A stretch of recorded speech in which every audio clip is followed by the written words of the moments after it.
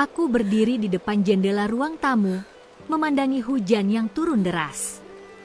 Tanganku gemetar memegang cangkir teh.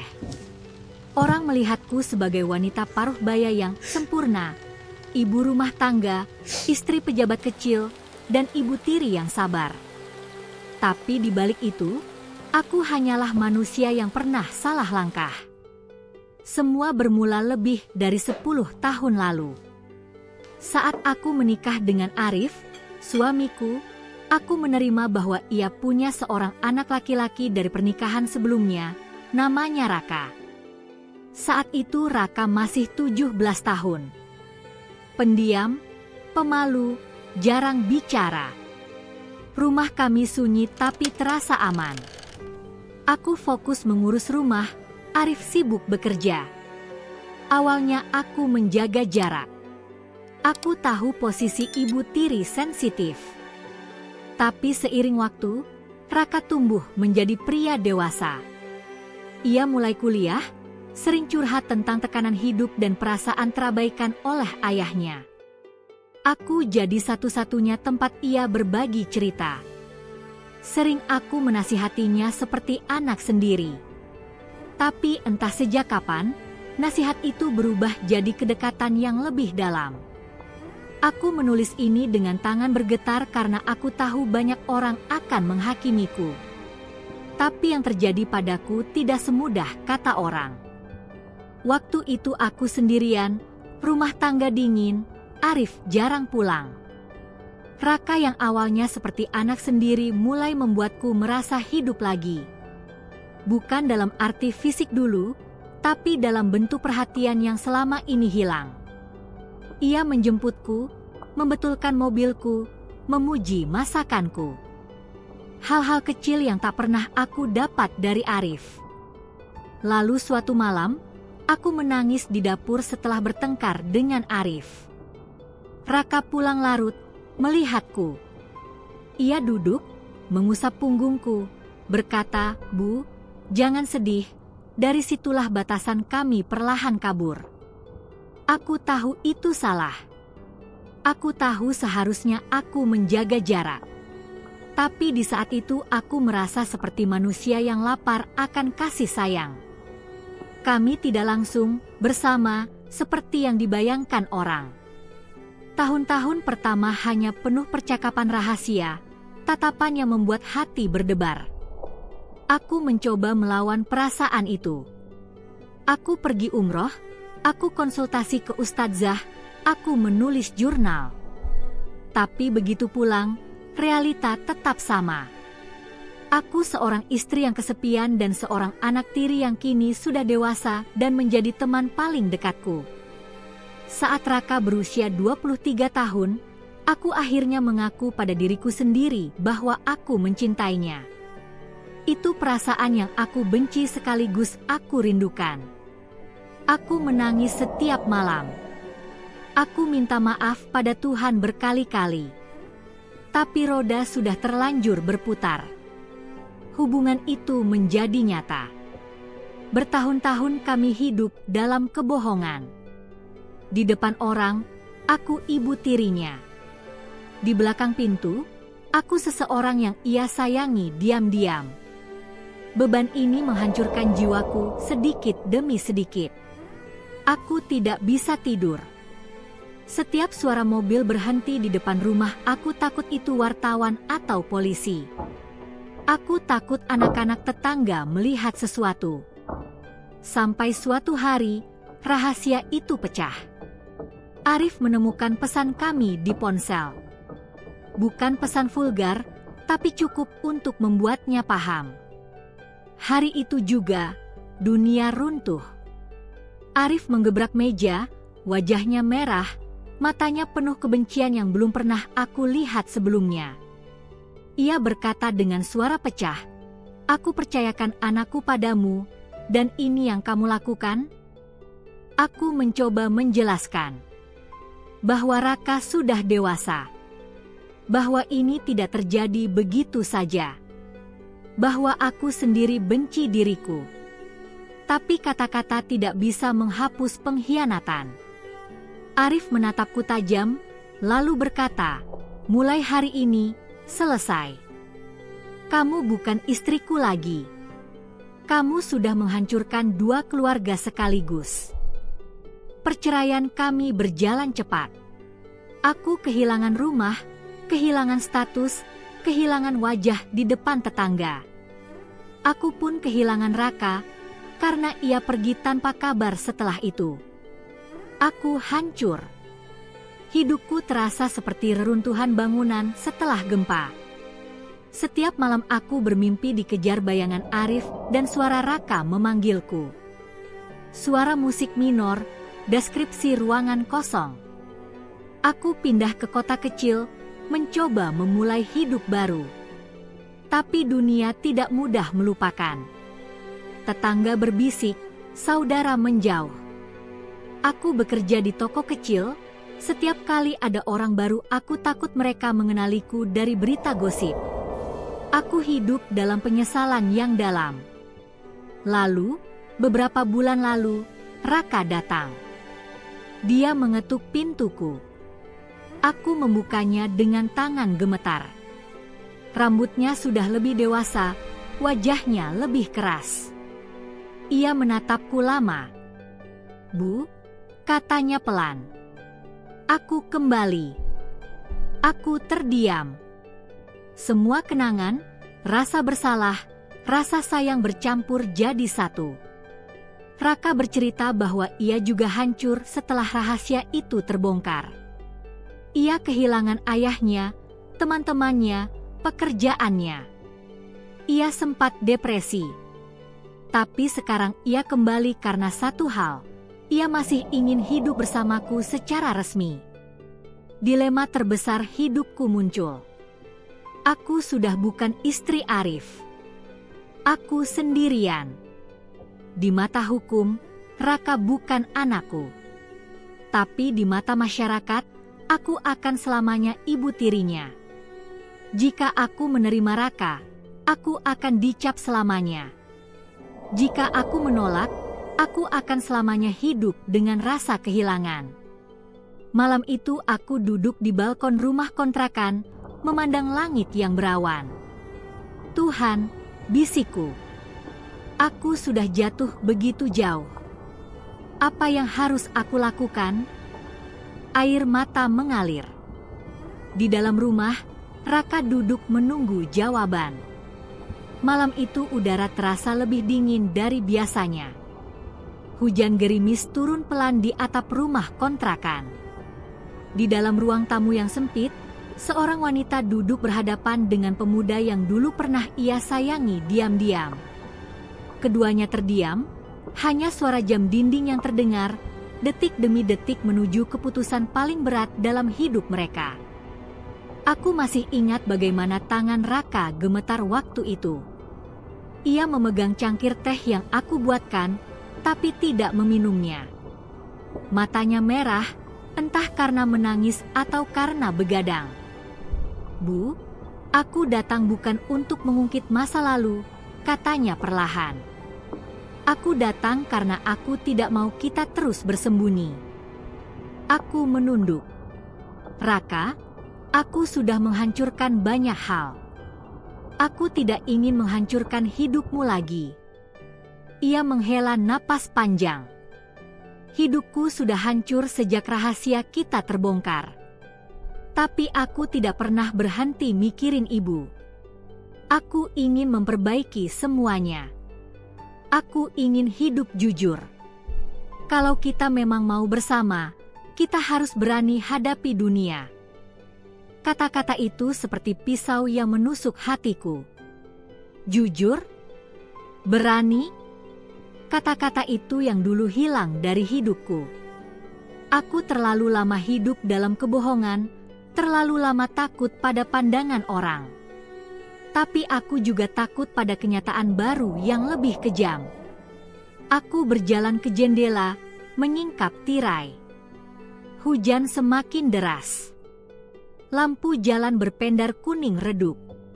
Dalam hati aku bertanya, apakah mungkin dosa lama bisa ditebus dengan kejujuran baru? "Raka," suaraku hampir tak terdengar. Kalau kita benar-benar ingin jujur, dunia akan memusuhi kita. Orang-orang akan menganggap kita monster. Kau siap? Ia mendekat. Aku sudah siap, Bu.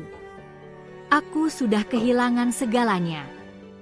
Yang tersisa hanya keberanian. Aku tidak peduli pada orang lain. Aku peduli pada ibu. Aku memejamkan mata. Air mata mengalir. Ini bukan adegan romantis seperti di film. Ini adegan orang-orang yang sudah babak belur oleh kehidupan. Aku merasa tua, letih, hancur. Tapi ada secercah rasa lega karena akhirnya kami bicara dengan terus terang. Malam itu kami bicara lama. Tentang masa lalu, tentang rasa bersalah, tentang luka yang kami timbulkan. Tidak ada tawa, hanya kejujuran yang pahit.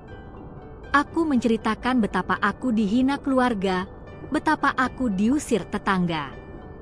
Raka menceritakan betapa ia kehilangan pekerjaannya karena gosip itu.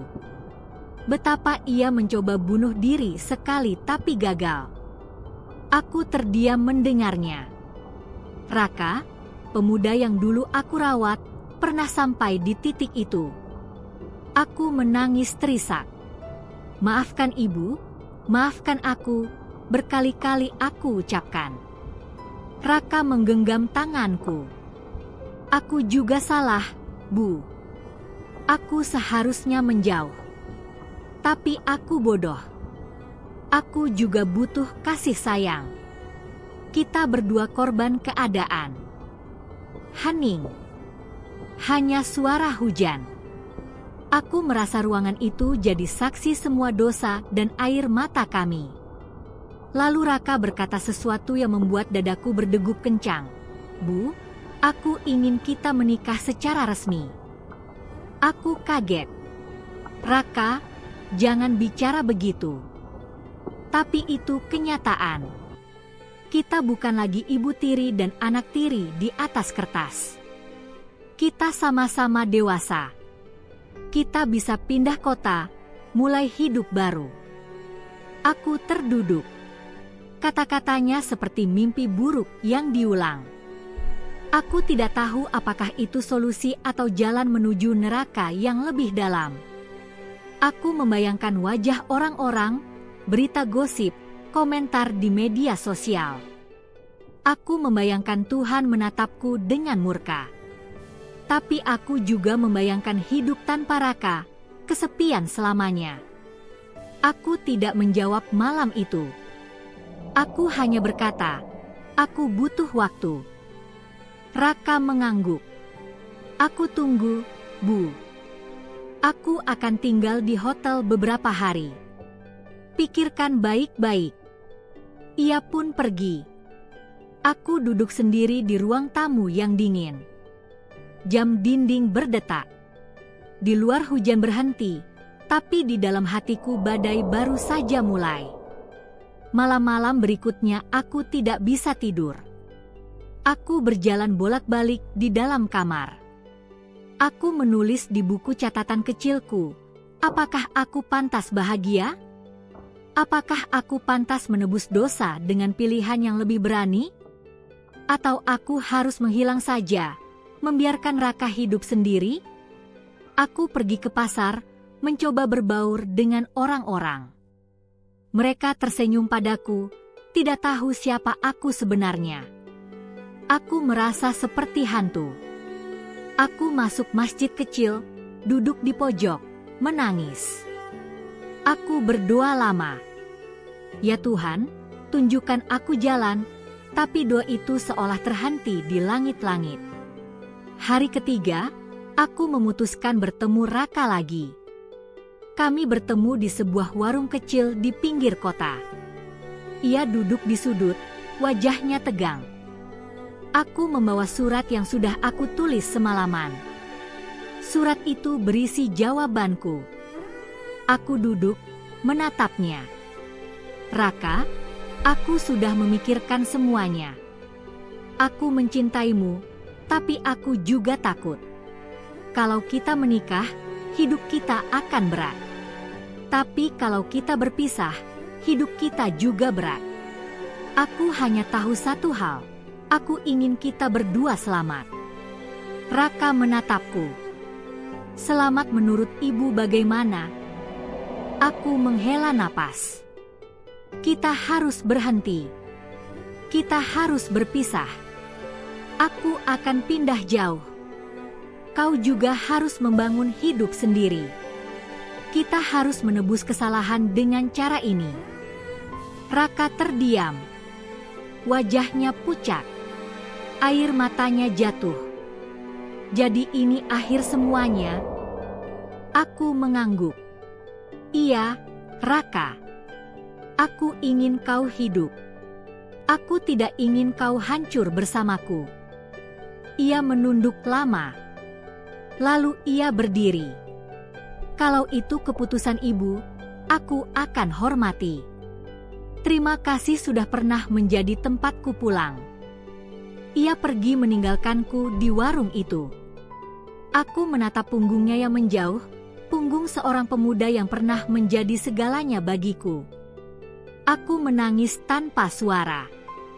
Sejak hari itu, aku mencoba menjalani hidup sesuai keputusan itu. Aku mendaftar kerja di kota lain. Aku ikut kajian agama. Aku menulis semua kisahku di buku harian. Aku tidak tahu apakah suatu hari dunia akan memaafkanku. Aku hanya tahu aku sudah memilih jalan yang paling kecil dosanya. Pagi itu aku bangun dengan mata bengkak. Koper sudah siap di pojok kamar. Tiket bus ke kota lain ada di tanganku. Aku meninggalkan rumah yang selama ini jadi saksi rahasia kami. Aku tidak tahu apakah aku lari atau aku menebus dosa. Hanya detik jarum jam yang terasa lambat, seolah menertawakan semua keputusan yang aku buat. Aku naik bus pagi buta. Jalanan masih basah sisa hujan malam.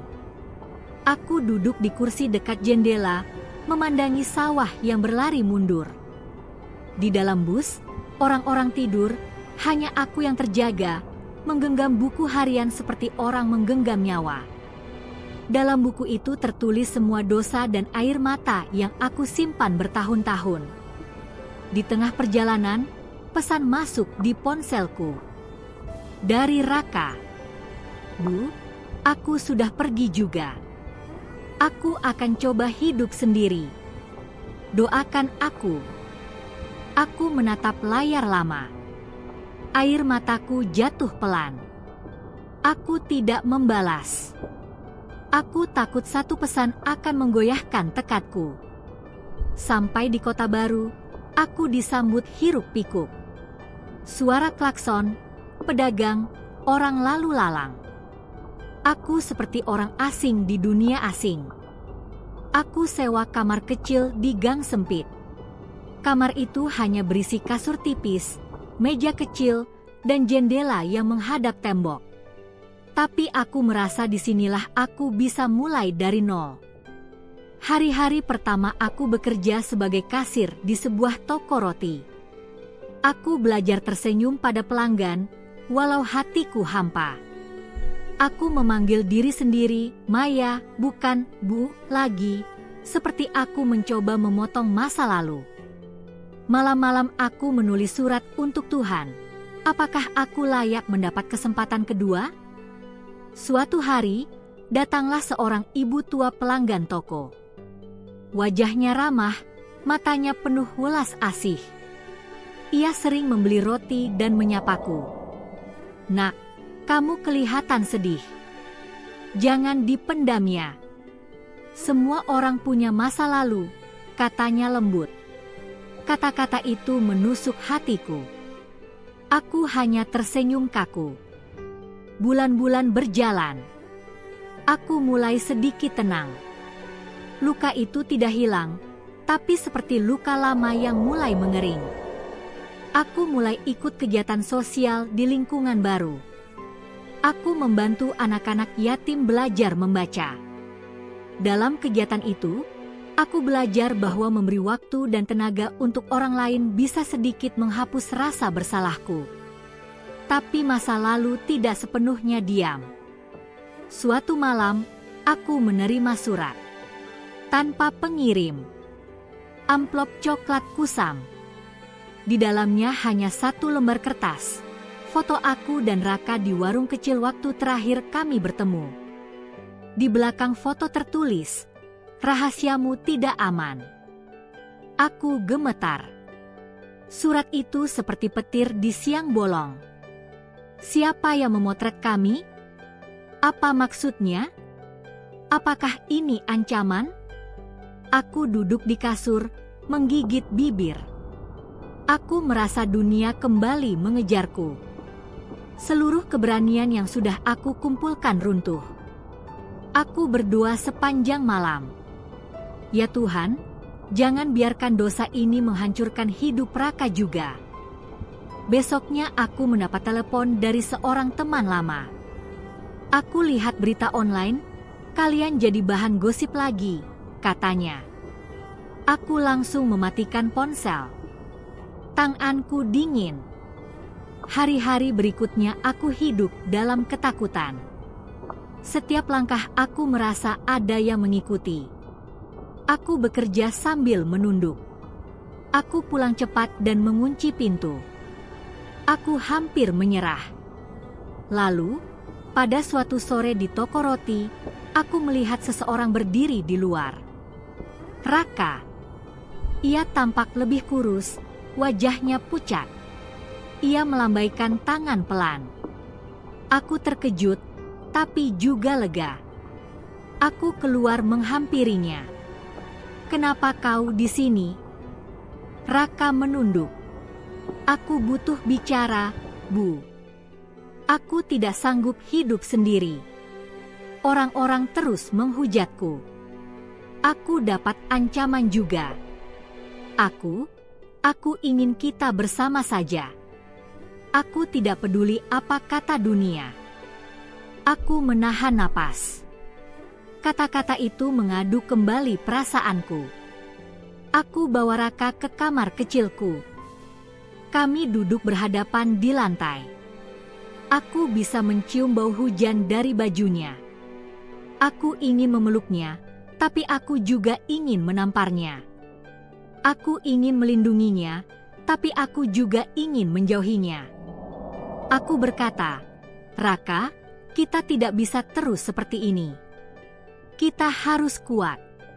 Kita harus hadapi dengan cara yang benar." Raka menatapku dengan mata merah.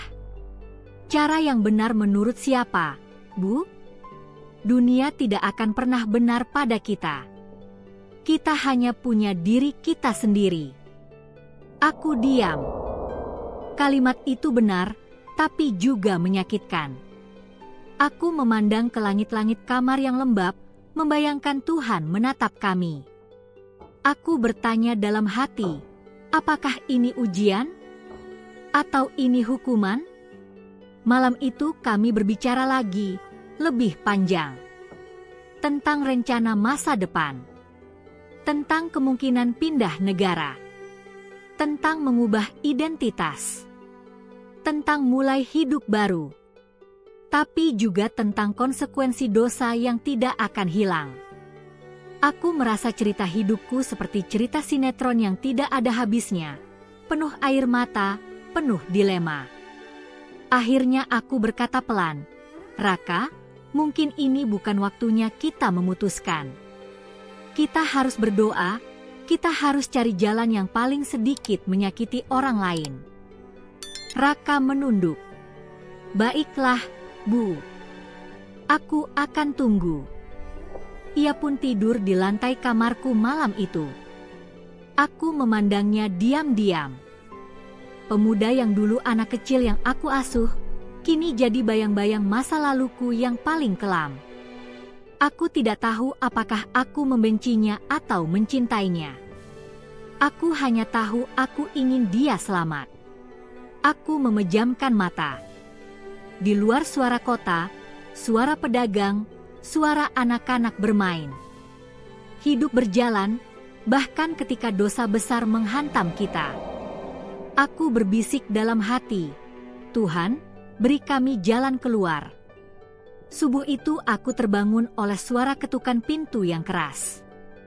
Aku bergegas membuka dan menemukan amplop besar dilemparkan ke depan kamar. Tangan gemetar saat kubuka, ternyata isinya fotoku bersama Raka lagi, kali ini lebih banyak, lebih jelas. Di bawahnya tertulis, rahasiamu akan segera terbongkar ke publik. Aku jatuh terduduk. Dunia yang baru saja mulai kubangun, runtuh lagi dalam sekejap. Aku duduk di lantai, napasku tersengal. Raka yang masih tertidur di lantai bangun dan kaget melihatku menangis sambil memegang amplop. "Apa itu, Bu?" tanyanya. Aku tidak langsung menjawab. Aku tunjukkan isi amplop. Wajah Raka memucat. "Siapa yang melakukan ini? Kita tidak pernah cerita pada siapapun." Aku menggeleng. Aku tidak tahu, tapi kita harus siap. Kalau ini bocor, kita akan benar-benar hancur. Raka mengusap wajahnya. Aku tidak sanggup lagi, Bu. Setiap hari seperti mimpi buruk. Aku bahkan tidak bisa kerja. Orang terus menatapku seolah aku penjahat. Aku memandangnya dengan rasa bersalah yang semakin berat. Aku juga penjahat di mata mereka, Raka. Tapi kita harus kuat. Kita harus punya rencana. Hari itu kami tidak bekerja. Kami duduk berdua di kamar kecil itu, menulis rencana di selembar kertas. Pindah kota lebih jauh, ganti nomor telepon, cari pekerjaan baru, bahkan mungkin pindah negara. Tapi setiap rencana terasa mustahil. Uang kami sedikit, dan stigma orang begitu besar. Malamnya aku pergi ke musala kecil dekat gang. Aku berdoa lama sekali, menangis terseduh di sajadah. Ya Allah, ampuni aku tidak tahu lagi jalan mana yang benar. Lindungi anak ini, lindungi dia meski aku yang bersalah. Sepulang dari musala, aku melihat Raka duduk di depan kamar, memandang langit malam. Ia berkata pelan, "Bu, aku lelah bersembunyi. Aku ingin cerita pada publik apa yang sebenarnya terjadi. Aku ingin jujur, meski kita akan dibenci." Aku kaget. Jujur pada siapa? Media? Polisi? Apa kau gila, Raka? Ia menatapku. Setidaknya kalau kita bicara, kita tidak lagi hidup dalam ancaman. Kita bisa jelaskan bahwa aku sudah dewasa ketika hubungan itu terjadi, bahwa ini bukan kekerasan. Mungkin orang tetap akan marah, tapi kita tidak lagi bersembunyi. Aku tercekat. Kata-katanya terasa seperti pisau sekaligus obat. Mungkin ini jalan keluar. Tapi mungkin juga ini bunuh diri sosial. Malam itu kami berdebat lama. Aku berkata bahwa membuka rahasia sama saja dengan menghancurkan hidup kami. Raka berkata bahwa hidup kami sudah hancur karena bersembunyi. Aku menangis, ia juga menangis. Kami berdua lelah. Beberapa hari kemudian, sesuatu yang lebih besar terjadi. Foto-foto kami ternyata sudah menyebar di media sosial. Nama kami disebut-sebut di grup WhatsApp, forum, bahkan media online kecil. Judul-judul yang kejam bermunculan, skandal ibu tiri dan anak tiri, hubungan terlarang terbongkar. Aku membaca dengan tangan gemetar. Dunia benar-benar tahu sekarang. Teleponku tidak berhenti berdering. Orang-orang menghina, mengutuk. Tetangga di kampung lama memposting status mencaci. Bahkan teman kerjaku di toko roti mulai berbisik-bisik di belakangku. Pemilik toko memanggilku ke belakang dan berkata, "Mbak, saya minta maaf, Tapi saya harus memberhentikan, Mbak.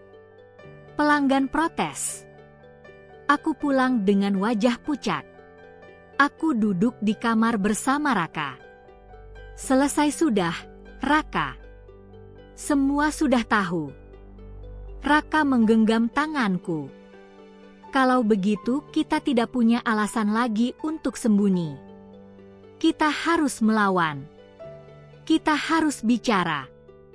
Hari itu kami memutuskan menggelar konferensi kecil di sebuah tempat netral, bukan konferensi pers seperti artis, tapi rekaman video untuk menjelaskan sisi kami. Aku menulis naskah dengan tangan gemetar. Aku Maya, aku melakukan kesalahan besar. Aku jatuh cinta pada anak tiriku setelah dia dewasa. Kami sama-sama bersalah. Kami bukan korban kekerasan. Kami hanya manusia yang terjebak dosa. Raka duduk di sampingku dalam video itu. Ia berkata, "Aku Raka. Aku tahu hubungan ini salah. Aku menyesal. Tapi aku juga ingin kami berhenti diburu gosip. Kami akan berusaha menebus kesalahan kami." Kami unggah video itu dengan hati-hati. Dalam beberapa jam, komentar membanjir, kebanyakan hujatan, ada juga beberapa yang bilang kami berani. Ada yang mendoakan kami. Ada yang menyarankan kami bertobat. Aku membaca sambil menangis. Setidaknya sekarang kami tidak lagi bersembunyi. Semua sudah di meja terbuka. Hari-hari setelahnya berat.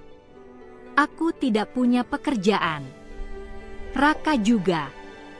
Kami hidup dari tabungan kecil. Kami pindah lagi ke kota kecil di pesisir, mencoba memulai usaha kecil menjahit dan servis ponsel. Orang tetap mengenali kami kadang-kadang, tapi kami memilih diam dan fokus pada kerja. Di kota kecil itu, aku mulai sering datang ke pengajian. Aku belajar agama lebih dalam, belajar tentang taubat. Aku mencoba mencari ketenangan batin. Aku tidak tahu apakah orang akan memaafkanku, tapi aku tahu Tuhan selalu membuka pintu taubat. Raka pun mulai ikut kegiatan sosial. Ia mengajar anak-anak putus sekolah dasar komputer. Kadang kami berdua duduk di pantai sore-sore, memandang laut. Aku berkata, mungkin ini hukuman sekaligus kesempatan. Kita harus berubah. Raka mengangguk. Aku tidak tahu masa depan kita, Bu. Tapi aku ingin kita jadi orang baik. Aku menatapnya. Aku bukan lagi Ibu MU. Aku hanya Maya. Aku ingin kau juga punya hidup sendiri. Ia tersenyum tipis. Aku akan mencoba. Aku merasa cerita kami seperti ombak di laut depan mata. Datang bergulung, menghantam, lalu surut. Luka ini tidak hilang, tapi ada harapan kecil. Aku ingin akhir kisah kami bukan skandal, tapi pembelajaran. 3 tahun telah lewat sejak rahasia kami terbongkar. Dunia sudah berubah. Aku, Maya, kini hidup jauh dari kota, jauh dari sorotan. Namun setiap pagi saat membuka jendela rumah kecilku di tepi laut, aku selalu teringat, dari dosa dan skandal ini, apakah aku benar-benar bisa memulai hidup baru? Angin laut berhembus lembut. Di teras rumah kecil yang kami bangun sendiri, aku duduk sambil menyeruput teh panas. Raka kini jarang di rumah. Ia bekerja sebagai instruktur komputer di sebuah yayasan pendidikan anak yatim. Aku bekerja menjahit baju dan membuat kue pesanan tetangga. Hidup sederhana, tapi tenang. Aku ingat betul bagaimana kami memulai langkah ini. Setelah video pengakuan kami viral, kami memutuskan untuk berhenti mengumbar cerita. Kami fokus bekerja. Setiap hujatan yang datang, kami jawab dengan diam. Setiap gosip yang lewat, kami hadapi dengan kerja keras. Pelan-pelan, orang lupa. Nama kami tidak lagi jadi headline. Suatu sore, Raka pulang membawa sebuah kabar. "Bu, Maya," katanya pelan. "Aku diterima jadi pegawai tetap di yayasan itu.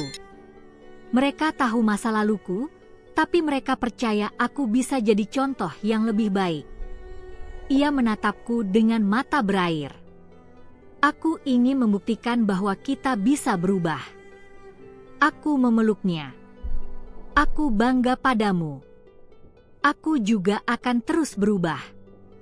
Aku mulai mengikuti kelas pengajian rutin, belajar memasak untuk warga sekitar, dan menulis kisahku sendiri di buku catatan.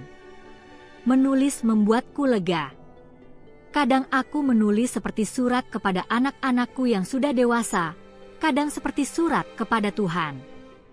Setiap kata adalah doa agar masa lalu kami bisa menjadi pelajaran, bukan hanya skandal. Suatu malam, kami duduk di pantai. Laut gelap, bintang bertaburan. Aku berkata pelan, "Raka, aku sudah memutuskan sesuatu. Aku ingin kita hidup masing-masing. Aku ingin kau punya keluarga sendiri suatu hari nanti. Aku juga ingin memperbaiki hubunganku dengan anak-anakku yang dulu." Raka terdiam lama. "Aku juga berpikir begitu, Bu. Maya, aku mencintaimu sebagai seseorang yang pernah ada di hidupku, tapi aku juga ingin hidup normal. Aku ingin menebus kesalahan dengan cara membimbing anak-anak lain, bukan lagi melanjutkan hubungan yang keliru ini." Aku menatapnya. Ada rasa sakit di dada, tapi juga lega. "Kalau begitu kita sepakat." Beberapa bulan kemudian, aku pindah ke rumah yang lebih kecil, lebih dekat ke kota tempat anakku tinggal. Raka tetap di pesisir. Kami masih berkomunikasi, tapi tidak lagi seperti dulu. Kami kini dua orang dewasa yang mencoba membangun hidup baru masing-masing, belajar dari kesalahan besar yang pernah kami buat. Aku memulai usaha catering kecil. Pelan-pelan aku menjalin kembali komunikasi dengan keluargaku. Suatu hari, putriku yang paling tua datang menjenguk. Ia memelukku. "Bu, aku marah padamu dulu. Tapi aku lihat sekarang ibu berubah. Aku doakan ibu sehat." Aku menangis di pelukannya. Untuk pertama kali dalam bertahun-tahun aku merasa diampuni. Raka mengirim pesan, foto dirinya bersama anak-anak yatim yang diajarnya. "Aku menemukan tujuan baru," tulisnya. Aku tersenyum melihatnya. Mungkin inilah caranya kami ditebus, bukan dengan menghapus masa lalu, tapi dengan menjadi orang yang lebih baik di masa depan. Aku menutup buku catatan terakhirku. Di halaman terakhir ku tulis, "Aku pernah jatuh sedalam-dalamnya. Aku pernah kehilangan segalanya. Tapi aku belajar berdiri. Aku belajar memohon ampun. Aku belajar mencintai hidup. Hidupku kini bukan lagi tentang skandal. Hidupku tentang bangkit." Kamera bisa menutup dengan adegan Maya memandang laut di senja hari, angin menyibakkan rambutnya, wajahnya penuh ketenangan. Tulisan muncul di layar. "Setiap orang pernah salah. Setiap orang bisa berubah." Kisah ini bukan untuk ditiru, tapi untuk dipelajari. Itulah kisah hidupku, sebuah perjalanan penuh ujian, air mata, dan pembelajaran. Semoga cerita ini bisa menjadi pelajaran berharga untuk kita semua agar lebih berhati-hati dalam mengambil keputusan dan selalu berusaha memperbaiki diri. Terima kasih sudah menonton sampai akhir. Kalau kamu merasa kisah ini menyentuh hati atau bisa jadi inspirasi untuk orang lain, jangan lupa tekan tombol subscribe, nyalakan loncengnya, dan tinggalkan komentar tentang pelajaran apa yang kamu dapatkan dari cerita ini. Dukunganmu sangat berarti agar kami bisa terus membagikan kisah-kisah nyata yang menyentuh dan membuka mata. Sampai jumpa di video berikutnya.